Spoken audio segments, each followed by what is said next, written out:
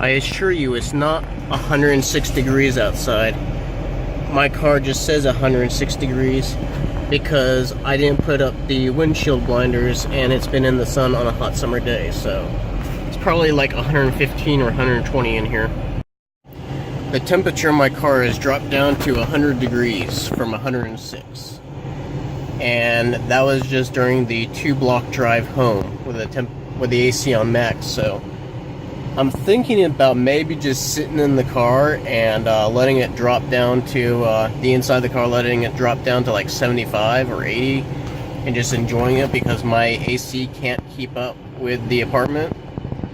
Or an even more ridiculous idea would be to attach vents or tubing to the vents and vent the AC into my apartment. But both ideas are a waste on gas, because even though the AC works on the battery there, that icon, once the battery goes down, then the gas engine kicks in to recharge it back up to 2 bars. So nice idea, but not an efficient one. It is so hot outside. I came in through the front door. Sweet Pea was coming up the stairs. And I said, "Come on, girl, come on." And she was walking so slowly into the front door. She literally took 2 or 3 steps and plopped down right there. She is so hot. She's like, "Oh, air conditioning." Are you a bit warm?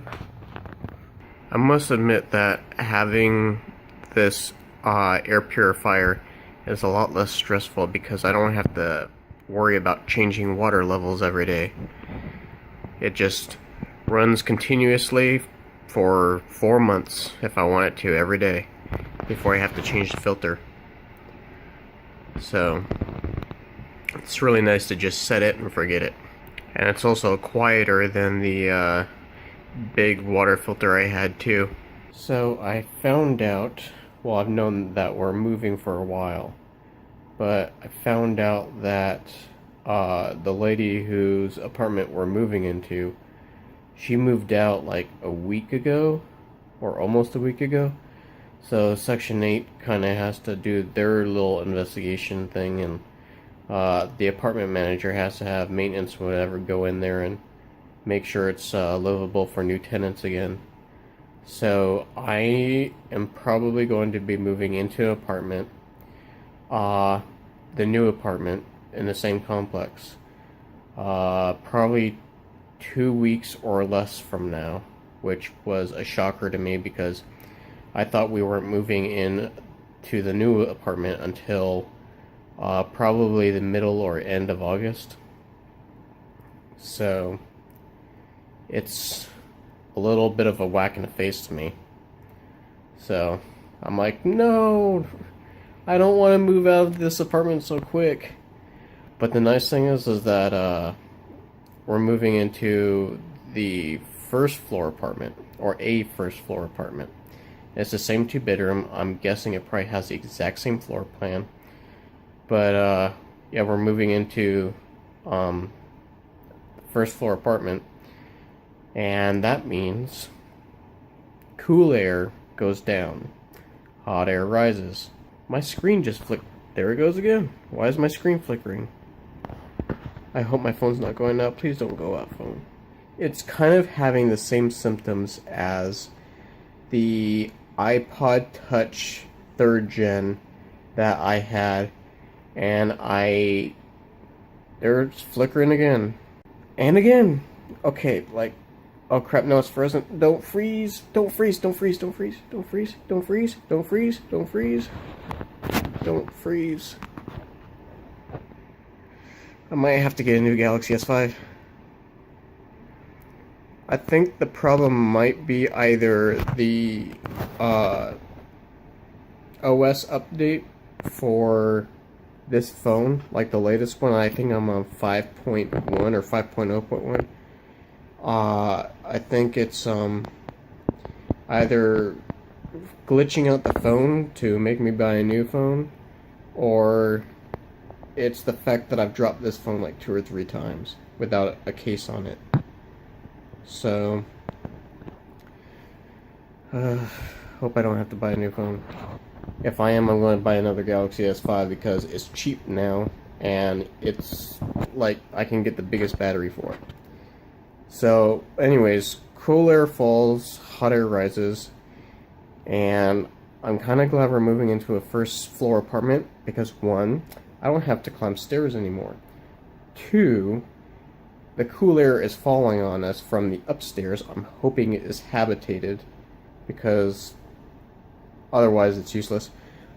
And that cool air falling will improve our air conditioning efficiency, which at the moment, if we make our apartment as dark as possible, then the air conditioner barely keeps up. It drops about a degree an hour. So with living on the first floor, it'll be cooler, and we got the air conditioning from the second floor coming. It's flickering again. Air conditioner from the second floor coming down to our ground floor, so it'll help with the AC efficiency. So hopefully we'll be able to drop 2, 3, even 4 degrees an hour. That's being optimistic. Hopefully we'll drop 2 or 3 degrees an hour. We're only got like 1,500 watt air conditioning units, and like 1 per apartment. So that's some big news for today, is that I am going to be moving to a different apartment in the same complex, in a different building, just the same complex. So, stone throw away, literally. So at least I'm not moving far. I'm going to be under the same management in the same neighborhood with the same people. I'm just going to be in a downstairs unit, which will be easier to get in and out of because no stairs. So it's kind of a shock to be yanked out of here so quick, but at least I have 2 weeks to mentally prepare for it. At least it's not like, oh, your apartment is ready now, so pack up your boxes and take them over there. So at least it's not that. At least I have a couple of weeks, or at least a week, to mentally prepare for that kind of thing. I don't really like just jumping into things. I'm not spontaneous like that. I like planning things out and being prepared. It's not an emotional thing very much. It's much more of a mental thing. I like to be mentally ready for it. My first grass seed is coming up.